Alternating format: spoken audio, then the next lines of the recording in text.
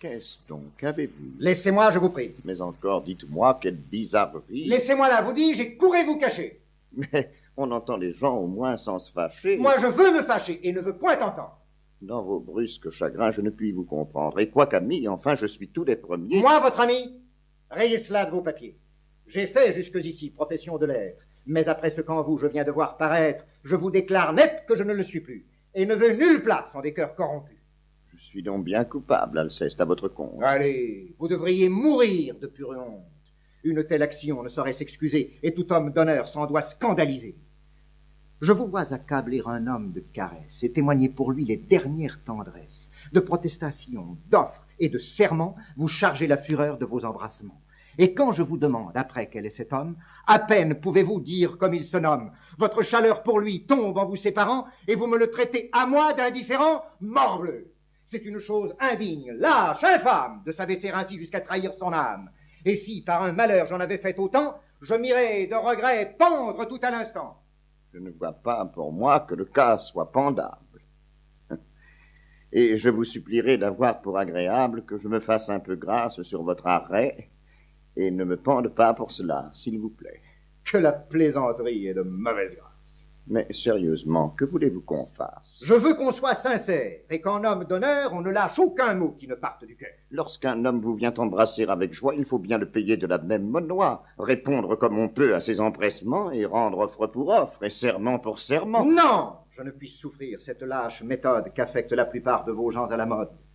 Et je ne hais rien tant que les contorsions de tous ces grands faiseurs de protestations, ces affables donneurs d'embrassades frivoles, ces obligeants diseurs d'inutiles paroles, qui, de civilité avec tous, font combat et traitent du même air l'honnête homme et le fat.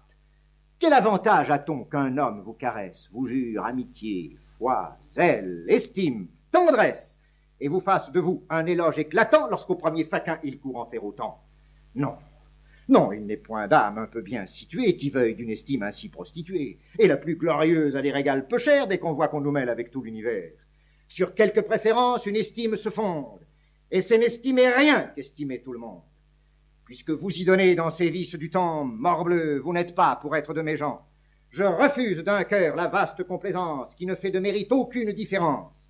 Je veux qu'on me distingue, et pour le trancher net, l'ami du genre humain n'est pas du tout mon fait. Mais quand on est du monde, il faut bien que l'on rende quelques dehors civils que l'usage demande. Non, vous dis-je. On devrait châtier sans pitié ce commerce honteux de semblant d'amitié. Je veux que l'on soit homme, et qu'en toute rencontre, le fond de notre cœur dans nos discours se montre. Que ce soit lui qui parle, et que nos sentiments ne se masquent jamais sous de vains compliments. Il y a bien des endroits où la pleine franchise deviendrait ridicule, et serait peu permise. Et parfois, n'en déplaise à votre austère honneur, il est bon de cacher ce qu'on a dans le cœur. Serait-il à propos et de la bienséance de dire à 1000 gens tout ce que deux on pense? Et quand on a quelqu'un qu'on hait ou qui déplaît, lui doit-on déclarer la chose comme elle est? Oui. Quoi? Vous iriez dire à la vieille Émilie qu'à son âge, il sied mal de faire la jolie, et que le blanc qu'elle a scandalise chacun? Sans doute. À Dorilas qu'il est trop importun, et qu'il n'est à la cour. Oreille, qu'il ne lasse, à compter sa bravoure et l'éclat de sa race. Fort bien. Vous vous moquez. Je ne me moque point, et je vais n'épargner personne sur ce point. Mes yeux sont trop blessés, et la cour et la ville ne m'offrent rien qu'objet à m'échauffer la bile. J'entre en une humeur noire, en un chagrin profond, quand je vois vivre entre eux les hommes comme ils font. Je ne trouve partout que lâche flatterie, qu'injustice, intérêt, trahison, fourberie. Je n'y puis plus tenir, j'enrage, et mon dessein est de rompre en visière à tout le genre humain.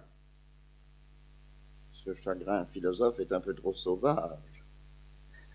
Je ris des noirs accès où je vous envisage et crois voir en nous deux, sous même soin nourris, ces deux frères que peint l'école des maris, dont... Mon Dieu, laissons là vos comparaisons fades. Non, tout de bon, quittez toutes ces incartades. Le monde, par vos soins, ne se changera pas. Pour continuer à écouter ce livre audio gratuitement, cliquez sur le lien dans la description et vous pourrez l'écouter en entier sans frais grâce à l'essai de 30 jours d'Audible.